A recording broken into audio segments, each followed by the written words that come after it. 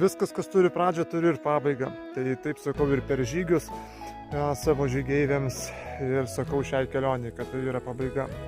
Nors dar ir dabar nesu pasiekęs kelionės tikslo, tiesiog nusprendžiau padaryti vaizdo įrašą, kadangi, čia tiesiog tokia labai faina, užborinti vieta. 2 dienos kelionės savo mylimam kraštui Dzūkijai, beveik 300 km. Ši kelionė buvo vėlgi kitokia.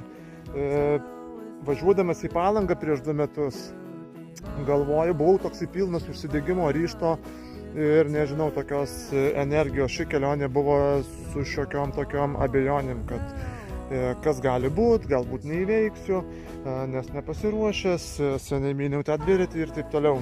Gaila, kad tai prabėgo greitai laikas, buvo visko iš tikrųjų, buvo ir silpnumo akimirkų, buvo ir tokio pykčio galbūt ant savęs, neteisingų kelių pasirinkimo. Bet turbūt visos tokios situacijos mus tik tais užgrūdina ir padaro stipresnius. Mano kelionę pabandysit YouTube kanale Modolio takais. Ate.